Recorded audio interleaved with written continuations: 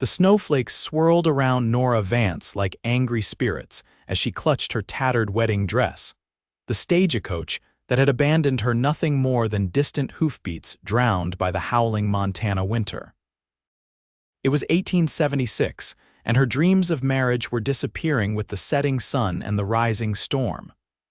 "Hello," she called into the wind, her voice swallowed by the vast emptiness of the prairie. "Is anyone there?" The old station house loomed before her, its windows dark and uninviting. The scheduled stop where she was supposed to meet her fiancé, a man she had never met, but had corresponded with for 8 months, was deserted. Frederick Paulson had promised to meet her here, to make her his wife before nightfall. But as darkness crept across the land and the temperature plummeted, Nora faced the crushing realization that he wasn't coming. She dragged her trunk toward the station house, her fingers numb through her thin gloves. The door creaked open, revealing nothing but dust and abandonment. No lamps lit. No fire in the hearth, just emptiness and the whistling of wind through the cracks in the walls. Tears froze on her cheeks as she sank onto a wooden bench. 22 years of life in Boston hadn't prepared her for this desolation, this betrayal. Her parents had died the previous spring, leaving her with few options but to answer an advertisement for a mail-order bride. Frederick's letters had been kind, promising a good life on his cattle ranch near Helena. Now she wondered if Frederick Paulson even existed. The station house door burst open suddenly, startling Nora to her feet. A tall figure stood silhouetted against the swirling snow, hat pulled low, shoulders dusted white. "Madam," came a deep voice, "you shouldn't be here alone." The man stepped inside, shaking snow from his coat. In the dim light, Nora could make out weathered features, a strong jaw darkened with stubble, and eyes the color of a summer storm. "I'm waiting for someone," she said, straightening her spine despite her fear. "My fiancé." The stranger looked around the empty station. "Train's been delayed 3 days on account of the storm. No one's coming tonight." The final thread of hope snapped inside her. 3 days. "I'm Grant Baxter," he said, removing his hat. "Ranch about 5 miles west. Came to check if any supplies had been dropped." His eyes took in her white dress, the small veil pinned to her hair. Understanding dawned on his face. "You're a bride." Nora nodded, unable to speak through the tightness in her throat. Without hesitation, Grant removed his heavy coat and wrapped it around her shoulders. The warmth and weight of it nearly buckled her knees, and the scent of leather, horse, and pine enveloped her. "Can't leave you here," he said. "Storm's getting worse. My ranch isn't much, but it's warm and you'll be safe until the weather clears." "I don't know you, sir," Nora said, though the coat around her shoulders felt like salvation. "No, madam, you don't, but I know this land and nobody survives a night like this in an unheated station house." He gestured to her trunk. "That all you got?" When she nodded, Grant lifted it easily. "My horse is outside. We need to move quick before the trail disappears completely." Fear and common sense warred within her. This stranger could be dangerous, but the howling wind promised certain death. "Thank you, Mr. Baxter," she finally said. Outside, the storm had intensified. Grant helped her onto his horse, a sturdy palomino that stood patiently in the gale. He secured her trunk, then mounted behind her, his arms creating a protective circle as he took the reins.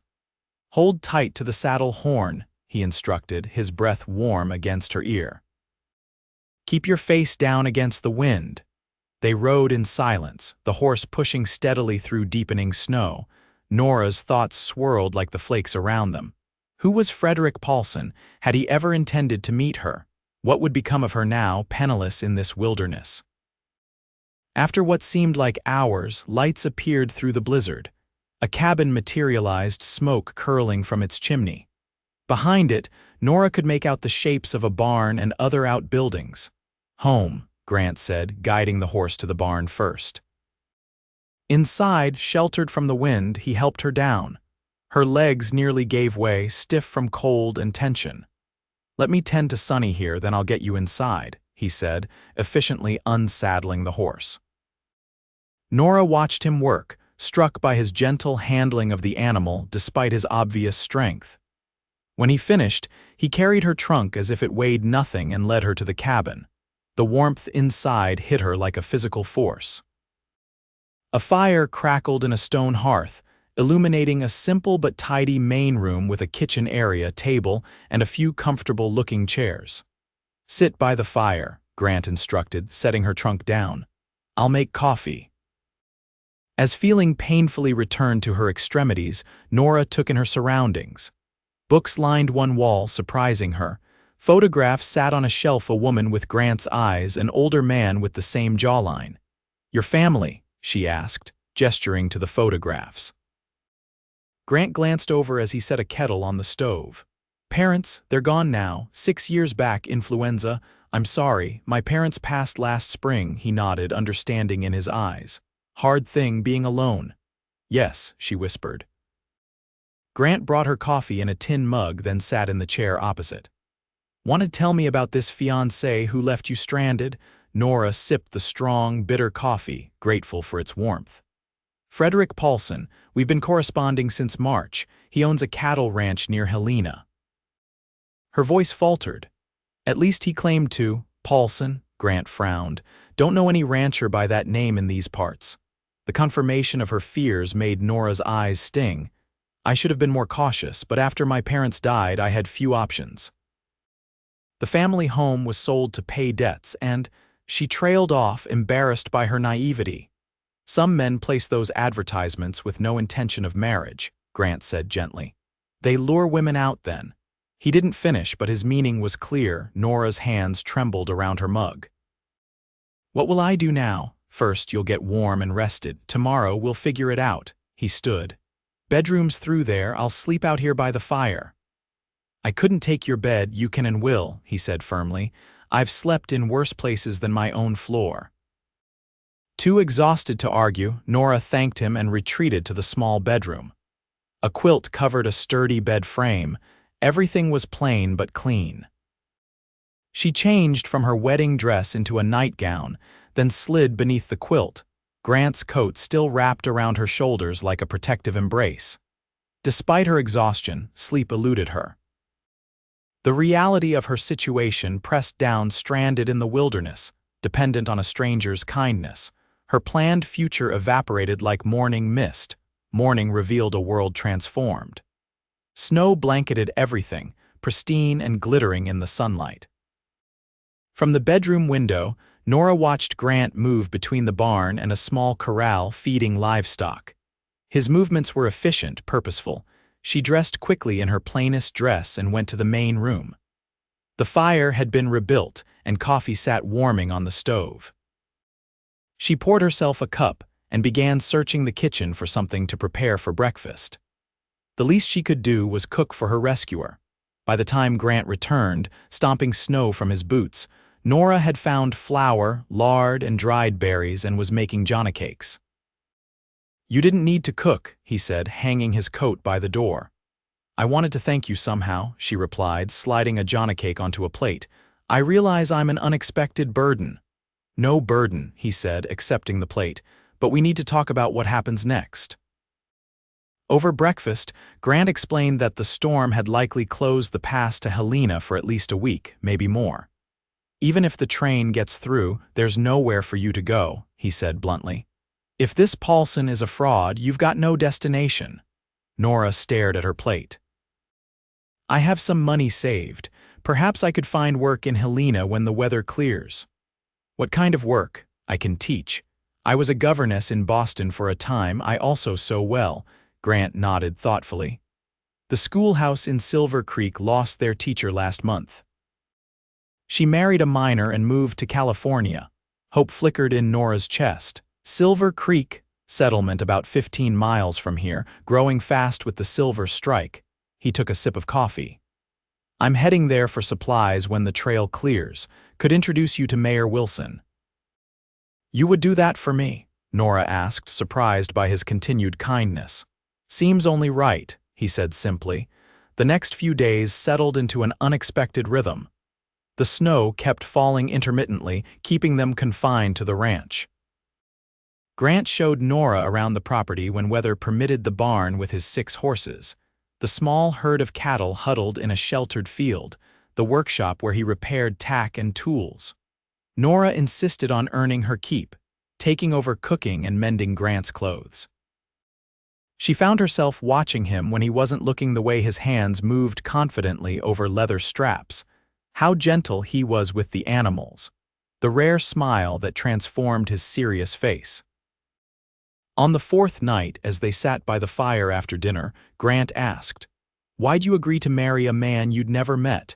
Nora stared into the flames, considering her answer. "After my parents died, I found myself alone in a city that suddenly felt foreign. I was educated but had few marketable skills. When I saw Frederick's advertisement, his words seemed genuine. He wrote about wanting a partner, not just a wife, someone to build a life with." She looked up at Grant. "I wanted that too." "You still could have that," he said quietly, "perhaps. But I'll be more cautious in the future." "Wise," he agreed. "Though not all men out here are looking to deceive, many are just lonely." "Are you lonely, Mr. Baxter?" The question slipped out before Nora could stop it. Grant's eyes met hers, something vulnerable flickering in their depths. "Was, until recently." Heat that had nothing to do with the fire spread through Nora's chest. She looked away, unsettled by her reaction to this man she barely knew. The next morning brought clear skies. Grant announced he would ride to Silver Creek to get news about the train schedule and speak to Mayor Wilson about the teaching position. "Will you be all right alone for the day?" he asked as he prepared to leave. "I'll be fine," Nora assured him. "I have plenty to keep me busy." After he departed, she threw herself into cleaning the cabin, finding comfort in the familiar task. In a chest beneath the window, she discovered fabric scraps and began piecing them together, planning a quilt as a thank-you gift for Grant. As she worked, she realized with startling clarity that she wasn't eager to leave this place. In less than a week, Grant's cabin had begun to feel like home in a way Boston never had. And Grant himself, quiet, honorable, kind, had awakened feelings she'd never expected to have for a real man, as opposed to the idealized version she'd created from Frederick's letters. Grant returned as dusk was falling, bringing supplies and news. "Tracks still blocked north of Butte," he reported, "but Mayor Wilson is mighty interested in meeting you. Town's growing fast, lots of families moving in. They need a teacher bad." Nora felt conflicted, pleased at the prospect of employment but surprisingly reluctant to leave the ranch. "That's wonderful news," she said, trying to sound enthusiastic. "When does he want to meet?" "Said anytime next week would do, no rush." Grant hung his hat and coat. "Brought something for you." From his saddlebag, he produced a small package wrapped in brown paper. Inside, Nora found a leather-bound journal and a good pen. "Noticed you like to write," he explained, looking slightly embarrassed. "Thought you might need something new." Tears pricked Nora's eyes at the thoughtful gift. "Thank you, it's perfect." That night, Nora wrote in her new journal by lamplight, trying to make sense of her confused feelings. She'd come west to marry a man she thought she knew through his letters. Now she was developing feelings for a man she actually knew, a man who had shown her kindness when she most needed it. The next morning, Grant suggested they ride to the ridge overlooking the valley. "Best view in Montana territory," he promised. "If you're going to consider living in these parts, you should see what spring looks like when it's coming." They rode double on Sunny, Nora seated in front of Grant as they had been during the storm.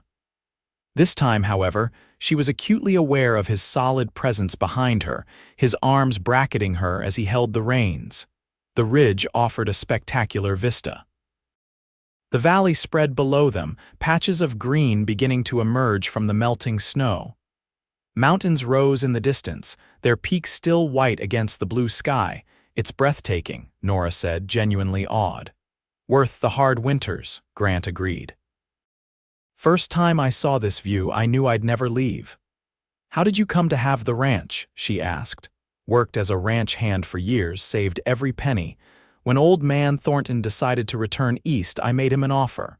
Pride colored his voice. "Been mine for 6 years now. Not the biggest spread, but it's good land. Cattle do well here." "You've built something wonderful," Nora said sincerely. Grant's eyes held hers. Still building. Ranch this size needs more than one person to reach its potential. The implication in his words made Nora's heart beat faster. Before she could respond, a sound caught their attention. Riders approaching from the east. 3 men on horseback appeared, moving at a leisurely pace. Grant tensed behind her. Problem, she whispered. Might be. Those are the Miller brothers, not the friendly sort. As the riders drew closer, Nora could make out their features. All 3 bore a family resemblance, broad-shouldered, with hard eyes and unkempt beards. Well, if it ain't Baxter, the leader called, and with a lady friend, didn't know you had it in you. Millers, Grant acknowledged coolly. You're off your usual trail. Free country, the man replied. His gaze shifted to Nora, undressing her with his eyes. Aren't you going to introduce us to your pretty companion? Miss Vance is visiting from Boston, Grant said, his voice tight. We were just heading back to the ranch. Boston, huh? The man grinned, revealing tobacco-stained teeth. Long way from home, miss. I'm Elijah Miller. These are my brothers, Samuel and Jeremiah. Nora nodded stiffly, disliking the predatory gleam in Elijah's eyes. We heard tell of a lady at the station house during the storm, Samuel said. Bride, they said. That you, miss? Nora felt Grant's hand tighten on the reins. My personal affairs are not your concern, sir, Elijah laughed. Got spirit, I like that. Shame to waste it on Baxter here. He ain't much for company. We need to be getting back, Grant said firmly, turning Sonny around. Don't be a stranger, Miss Boston, Elijah called after them. Our door's always open if you find Baxter's place too confining. Grant urged Sonny to a faster pace, putting distance between them and the Millers. Who are they? Nora asked once they were out of earshot. Cattle rustlers, mainly. They've got a place on the other side of Widow's Peak. Been a thorn in the side of every honest rancher in the territory. His voice was grim. Stay clear of them if you ever see them in town. Back at the ranch, the encounter with the Millers hung over them like a shadow. Grant was quieter than usual, checking and rechecking the property boundaries before nightfall. Are you worried they might come here? Nora asked as they ate dinner. Grant hesitated. Not likely. They prefer easier targets, but I don't like that they saw you with me. Why? Millers have a reputation for taking what they want, and Elijah's had his eye on this land for years. He met her gaze. You being here might give them ideas. Ideas about what? About how to get to me. Grant's voice was low. I should get you to Silver Creek sooner rather than later. You'll be safer there. The thought of leaving twisted in Nora's stomach. Is that what you want, for me to go? For a moment, Grant looked torn. What I want and what's best aren't always the same thing. That's not an answer, Nora pressed. Grant stood abruptly. I'll check the livestock before turning in. He strode out, leaving Nora frustrated and confused. She retreated to the bedroom, but sleep eluded her. The encounter with the Millers had revealed something. Grant cared enough about her safety to consider sending her away. But was there more to his feelings than protective instinct? Morning brought tension between them. Grant announced he would ride the property boundaries, checking for any signs of trespassers. Nora nodded, burying her disappointment at spending the day apart. She filled the hours with domestic tasks, finding herself imagining a future where this was her home, where she and Grant built a life together. The fantasy was so vivid it startled her with its intensity. By mid-afternoon, concern began to grow. Grant should have returned for the midday meal. As the sun dipped toward the horizon, Nora's worry sharpened to fear. She paced the cabin, peering out windows for any sign of him. When hoofbeats finally sounded outside, relief flooded her. She rushed to the door, then froze. 3 riders approached the Miller brothers. Nora closed the door quickly, sliding the heavy wooden bar into place.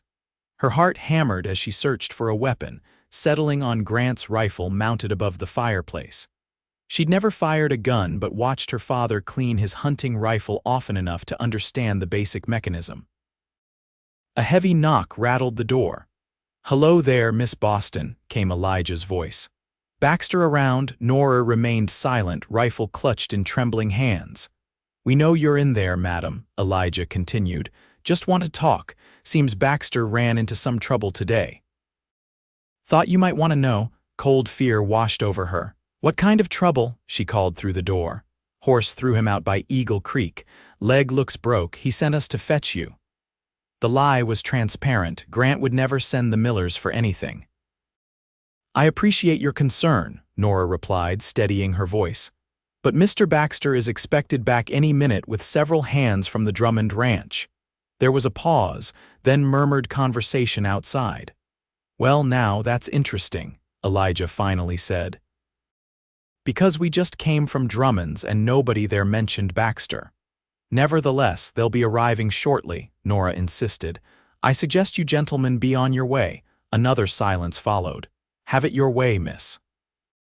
"But Baxter might not appreciate you leaving him out there with night coming on." Footsteps retreated, followed by the sound of horses moving away. Nora watched through the window as the Millers rode toward the ridge. Were they truly leaving or circling around to approach from another direction? And what about Grant? Had something actually happened to him? Decision crystallized. She couldn't stay in the cabin wondering. Grabbing Grant's coat and the rifle, she slipped out to the barn. Sunny whinnied in greeting as she fumbled with the saddle, her city-bred hands clumsy with the unfamiliar equipment. "Please help me," she whispered to the horse. "We need to find him." Somehow she managed to get the saddle secure enough to mount. Grant had shown her the basic signals to guide the horse, and Sunny seemed to sense her urgency, responding readily to her commands. Nora headed toward the ridge, reasoning that Grant would have started his boundary check there. The setting sun cast long shadows across the land, painting everything in gold and crimson. Beauty and danger in equal measure. She followed the path they had taken the day before, constantly scanning for any sign of Grant or the Millers. At the ridge, she hesitated, uncertain which way to turn. A gunshot echoed in the distance, coming from the direction of Eagle Creek. Nora urged Sunny toward the sound, fear clutching at her throat. As she crested a small hill, she saw them Grant on foot, using his rifle as a makeshift crutch, limping toward her. Behind him, at some distance, the Miller brothers on horseback, watching like wolves tracking injured prey. "Grant," she called, spurring Sunny forward. He looked up, disbelief and then alarm crossing his face. "Nora, go back," she ignored him, closing the distance between them. The Millers had spotted her too and were now riding toward them at a canter. Reaching Grant, Nora thrust out her hand. "Get on, quickly." Despite his obvious pain, Grant managed to grab her arm and pull himself up behind her. "Eagle Creek," he directed, his voice tight with pain. "There's a line shack. We can defend it better than the open ground." Nora turned Sunny toward the creek, the horse laboring under the double weight. The Millers followed, gaining ground. "They jumped me at the north pasture," Grant explained between gritted teeth. "Horse stepped in a hole trying to get away, broke my ankle when I fell." "Why are they after you, my land? They've wanted it for years. Figured with me injured and you alone, they could force the issue." The line shack appeared ahead, a small, sturdy structure used during cattle drives. They reached it just as the Millers closed to within 100 yards. Grant slid from the horse, grimacing in pain. "Get inside," he ordered. "Bar the door." Once inside, Grant positioned himself at the single window, rifle ready. "They'll probably try to wait us out first." "How badly are you hurt?" Nora asked, kneeling beside him. "Ankles broken, not too bad. Ribs are bruised," he glanced at her. "You shouldn't have come looking for me." "They came to the cabin claiming you'd sent them. I knew it was a lie." A grim smile touched his lips. "Smart woman." Outside, Elijah's voice carried to them. "Baxter, you're in a tight spot, friend. Why not be reasonable? We'll give you fair price for the ranch, let you and the lady leave with your lives." "That's mighty generous," Grant called back sarcastically, "but I'm not selling." "Don't be a fool," Elijah shouted. "You've got a woman to think about now." Grant looked at Nora, conflict in his eyes. She placed her hand over his. "I'm not afraid," she said softly. "Not when I'm with you." Something shifted in his expression, determination hardening into something fiercer, more personal. "I'm not giving up my land," he called to the Millers. "And I'm definitely not giving up my woman. You boys best ride on before this gets ugly, my woman." The words sent a thrill through Nora despite their dire situation. "Have it your way," Elijah responded. "We've got all night." As darkness fell, the standoff continued. Grant explained in whispers that help might come by morning. He told the ranch hand who delivered supplies weekly to check on them if smoke wasn't rising from the chimney by noon tomorrow. "Can we hold out that long?" Nora asked. "We have to." He reached for her hand. "I'm sorry I got you into this." "You didn't," she replied. "I chose to come after you." "Why?" His eyes searched hers in the dim light. "Because," Nora took a deep breath, "because in 1 week you've shown me more kindness and honor than anyone else in my life. Because I couldn't bear the thought of you injured and alone. Because I think I'm falling in love with you, Grant Baxter." The confession hung between them, fragile and powerful. "Nora," he breathed, reaching up to touch her cheek. "I've been falling since I found you in that station house." He pulled her closer, his lips meeting hers in a gentle kiss that quickly deepened with shared fear and newfound hope.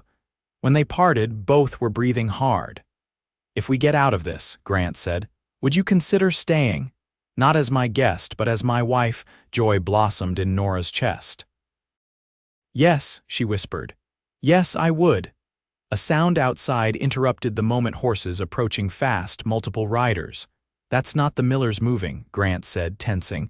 "Someone else is coming." Shouts erupted, followed by the unmistakable command of an authoritative voice. "U.S. Marshal." "Drop your weapons." Grant and Nora exchanged incredulous looks. More shouting followed, then silence. After several minutes, a knock came at the door. "Baxter, you in there? It's Marshal Harding." Grant relaxed slightly. "Harding, that really you in the flesh? Millers are in custody." "You can come out now." Cautiously, Grant unbarred the door. Outside stood a tall man with a silver badge, flanked by 4 deputies. The Miller brothers sat on the ground, hands bound. "What are you doing here, Marshal?" Grant asked, leaning heavily against the doorframe. "Been tracking these 3 for weeks," Harding explained. "Rustling, assault, suspected murder over in Bozeman. Heard from a friend in Silver Creek they were seen heading this way." He nodded at Nora. "Madam, you have impeccable timing, Marshal," she said with feeling. "Let's get you both back to your ranch," Harding said. "You need that ankle seen to, Baxter." The journey back was a blur of relief and exhaustion. Dr. Fletcher from Silver Creek was summoned to set Grant's ankle, and Marshal Harding explained that the Millers would be transported to Helena for trial. "Won't be bothering anyone for a long while," he assured them. Later, with Grant resting comfortably on a cot by the fire and the ranch house secured for the night, Nora sat beside him, her hand in his. "Not exactly how I pictured proposing," Grant said ruefully. Nora smiled. "I think it was perfect." "Nothing says devotion like a marriage proposal during a siege." He laughed, then winced at the pain in his ribs. "I meant what I said, Nora. I want you to stay. Not because you need a place or I need a wife, but because these past days have shown me what my life could be with you in it." "I came west looking for a husband," Nora said softly. "I thought I knew what I wanted from Frederick's letters, but I didn't truly understand until I met you, until you covered me with your coat in that storm and brought me into your life. Is that a yes, then?" "It's a yes," she confirmed, leaning down to kiss him. Spring brought healing and new beginnings. Grant's ankle mended and the ranch flourished under their combined care. Nora taught at the Silver Creek schoolhouse 3 days a week, returning to the ranch each evening to the home they were building together. They married on the ridge overlooking the valley, with Marshal Harding officiating and half the population of Silver Creek in attendance. Nora wore a simple blue dress instead of her ill-fated wedding gown, and Grant stood tall without his crutch, his eyes never leaving hers as they spoke their vows. "I came west to marry a man I thought I knew from his words on paper," Nora told him that night as they lay together in their bed. "Instead, I found a man who showed me who he was through his actions, who covered a stranded bride with his coat and offered shelter from the storm." "And I found a woman brave enough to ride out into danger to save me," Grant replied, pulling her closer. "Seems we both got luckier than we deserved." "Not luck," Nora whispered against his lips. "Providence." As summer bloomed across the Montana territory, Nora's journal filled with the story of their life together, the expansion of the ranch, the friendships formed in Silver Creek, the quiet evenings by the fire. And when autumn came, she added a new chapter, the news that their family would grow by one the following spring. Standing on the porch of their home, Grant's arm around her waist as they watched the sunset paint the land in gold, Nora felt a contentment she had never imagined possible. The storm that had stranded her had also delivered her exactly where she was meant to be, in the arms of a man whose quiet strength and tender heart had become her true north. "Any regrets?" Grant asked softly, his hand resting protectively over the slight swell of her belly. Nora leaned into him, watching as the first star appeared in the darkening sky. "Not a single one. This is exactly where I belong." And as night fell over the ranch they had built together, the warmth of their home shone like a beacon in the vast Montana wilderness, a testament to the love that had begun when a cowboy covered a waiting bride with his coat in the midst of a storm.